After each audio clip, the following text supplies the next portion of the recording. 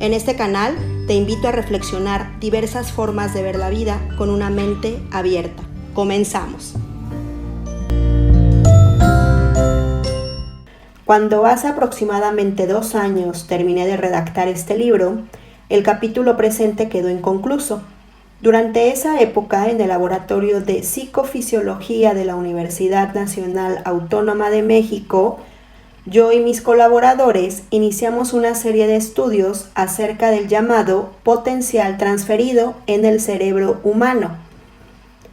Este potencial es una respuesta electrofisiológica de un cerebro que no es estimulado sensorialmente ante la estimulación que recibe otro cerebro, con el cual se ha establecido una comunicación directa.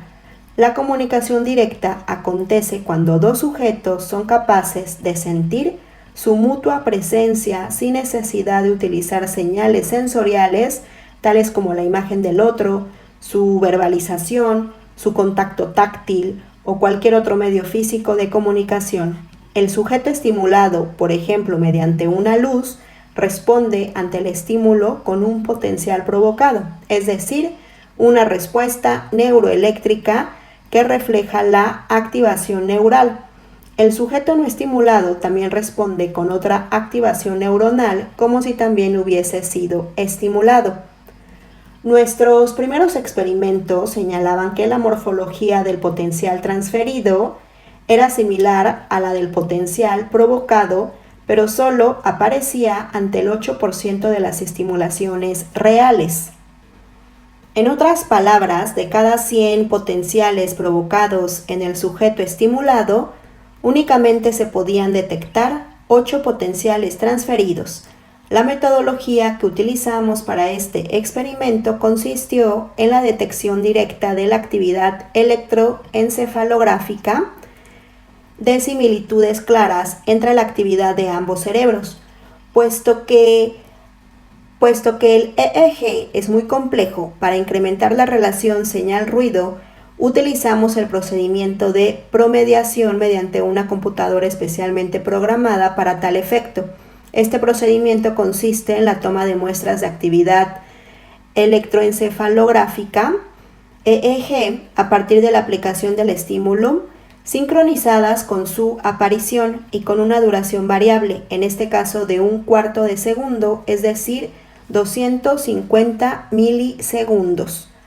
Cada muestra sincronizada con el estímulo es promediada con las demás muestras. Las porciones de las muestras que se repiten ante cada aplicación del estímulo se suman, mientras que la actividad aleatoria del EEG, que no tiene relación con el estímulo, el ruido de fondo del EEG, se anula en la promediación. Al final de varios promedios, el resultado es un cambio neuroeléctrico que refleja únicamente aquello que se repitió, es decir, la respuesta real del cerebro, la señal y no el ruido. Utilizando este procedimiento encontramos el resultado antes descrito, es decir, un 8% de potenciales transferidos ante la estimulación de uno de los sujetos. Para llevar a cabo la investigación, primero invitamos a los sujetos a sentarse en el interior de una cámara aislada de sonido y electromagnéticamente blindada, en condiciones de silencio y oscuridad total. Los sujetos, con los ojos cerrados, sentían la presencia uno del otro hasta que fueron capaces de establecer una comunicación directa. En este momento, uno de los sujetos era invitado a pasar a otra cámara aislada de la primera, electromagnéticamente blindada y en oscuridad total. El sujeto que había permanecido en la cámara original era entonces estimulado con una serie de destellos que su compañero en la otra cámara no recibía ni sabía que se estaban aplicando. Ambos sujetos en las dos cámaras mantenían su comunicación directa durante todo el proceso de estimulación.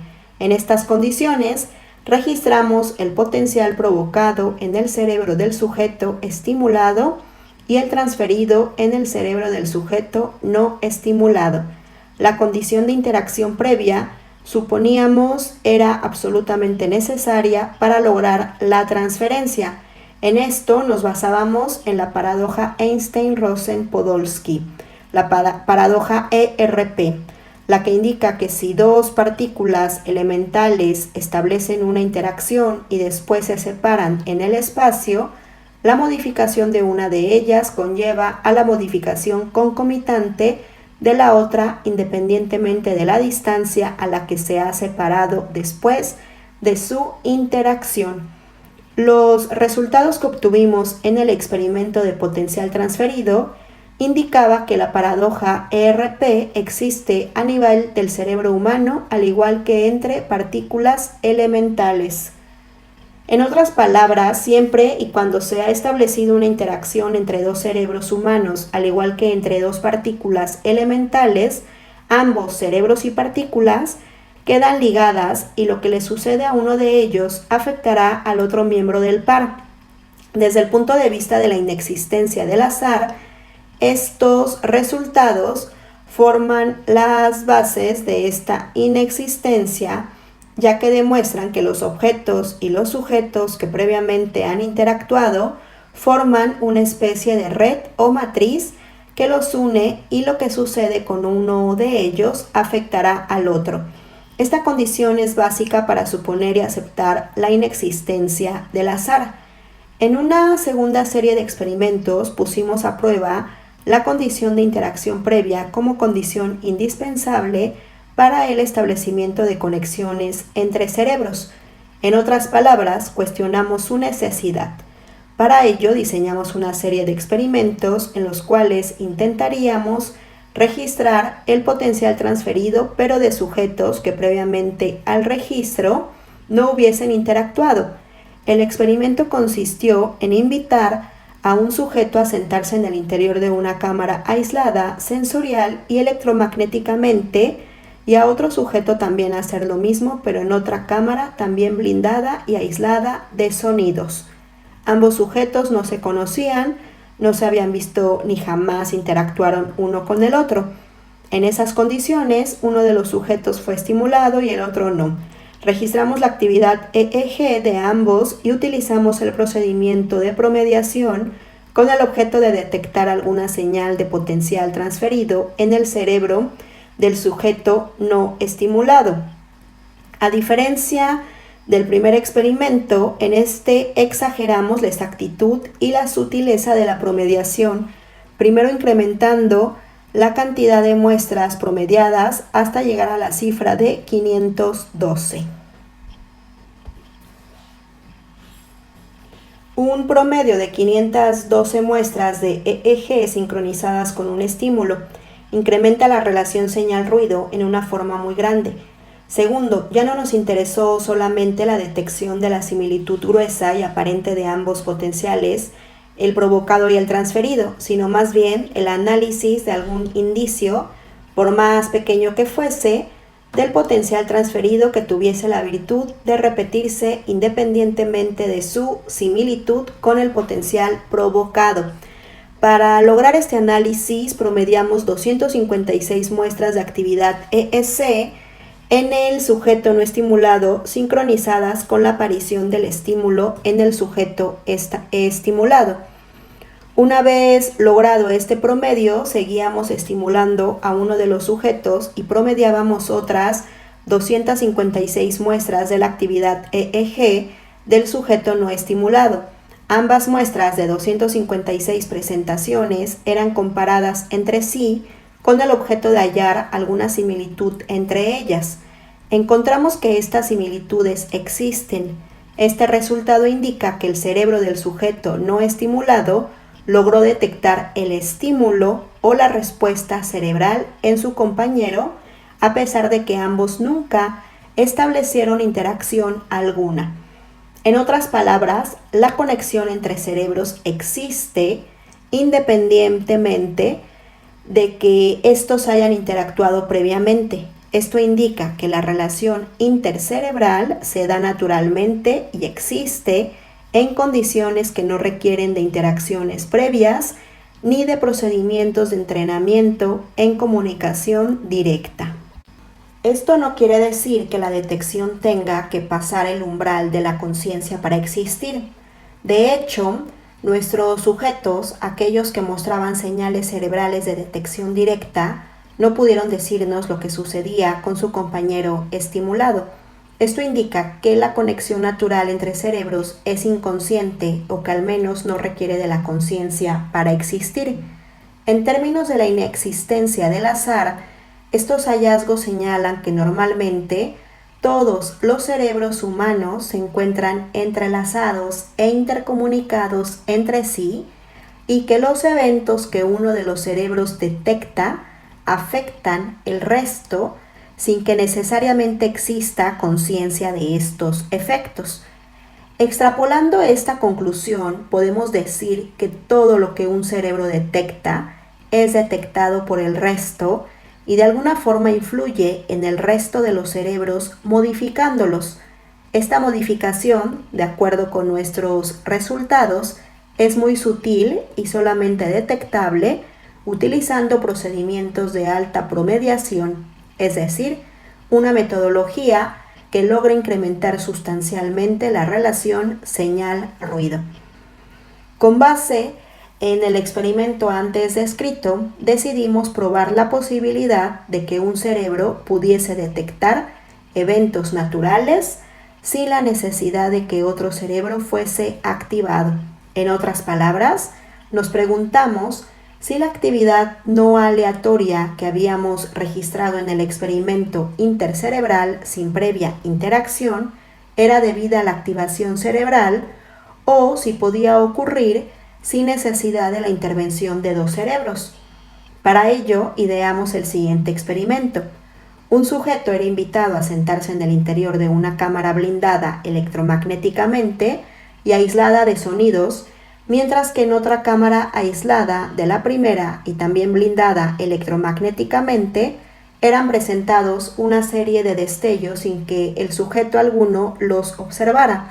Para lograr lo anterior, el procedimiento de estimulación y el de promediación fueron totalmente automatizados para que una computadora controlara el experimento sin necesidad de la intervención humana. En esta condición eran presentados 256 destellos y las muestras correspondientes de la actividad cerebral del sujeto aislado fue promediada.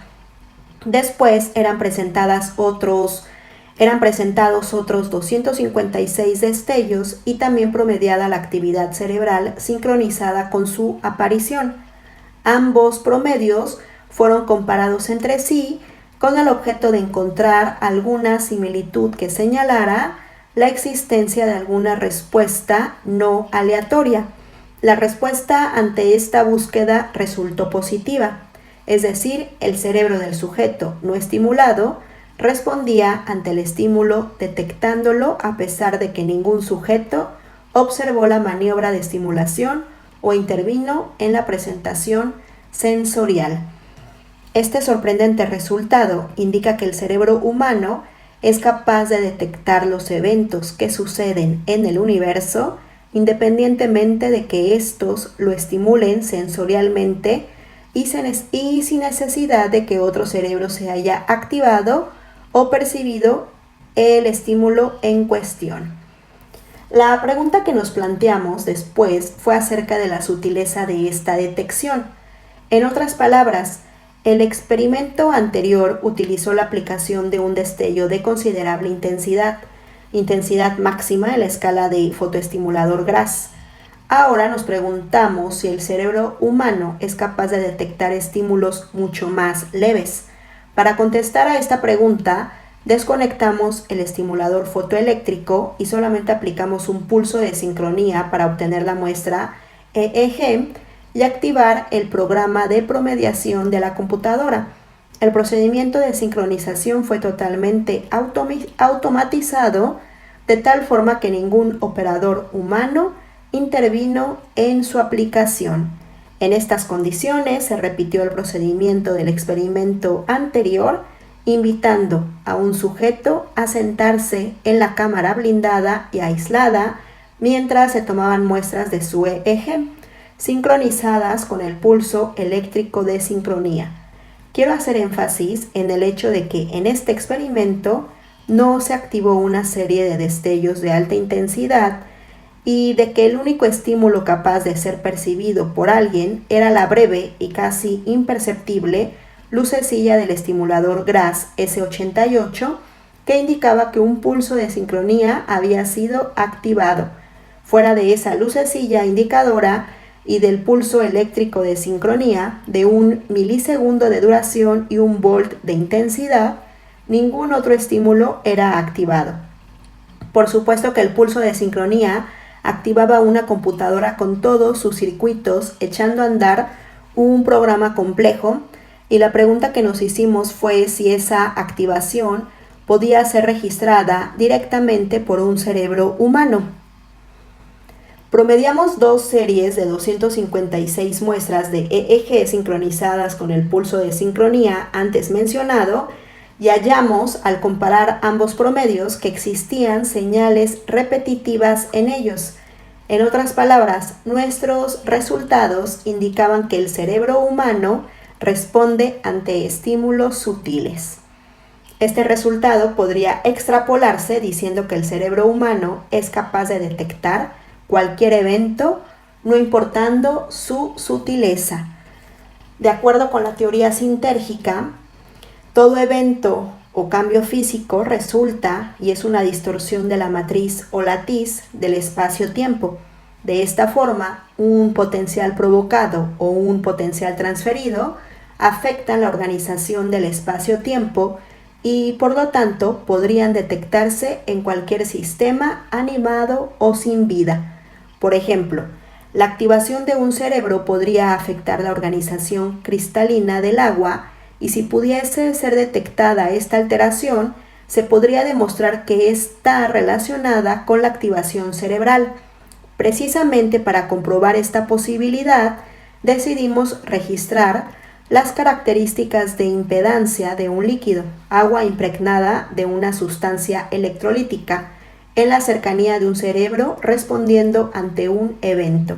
Decidimos utilizar y aprovechar la metodología anteriormente descrita y para ello un sujeto aislado de estímulos fue registrado cuando un destello se aplicaba fuera de su percepción consciente y al lado de este sujeto se registraron los cambios de impedancia del agua.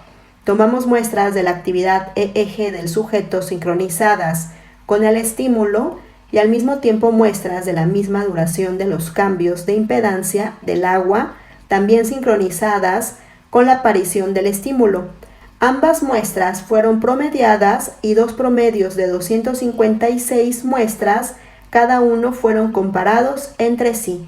Encontramos que tanto en la actividad cerebral como en los cambios de impedancia habían morfologías repetitivas, indicando que ambos sistemas, el animado y el inanimado, son capaces de interactuar directamente. Enseguida, hicimos lo mismo con 2 sistemas inanimados. Para ello, aplicamos una serie de destellos en una cámara blindada y registramos los cambios de impedancia en el agua localizada en otra cámara blindada electromagnéticamente. Comparamos 2 muestras de 256 registros y hasta la fecha no hemos sido capaces de encontrar nada repetitivo, indicando que un sistema inanimado no es capaz de interactuar directamente con otro en ausencia de un cerebro que sirva de interfase entre ambos. Planeamos incrementar la relación señal-ruido en este experimento para indagar hasta el límite de nuestras posibilidades técnicas por alguna relación. De acuerdo con la paradoja ERP, tal relación debería existir, pero quizás en 2 sistemas inanimados sí requiere la interacción previa.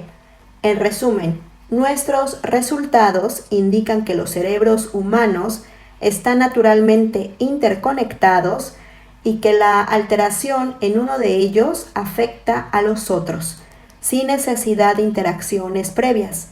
De la misma forma, hallamos que un cerebro es capaz de afectar objetos inanimados en forma directa, pero que 2 sistemas inanimados no se afectan mutuamente si no han interactuado previamente.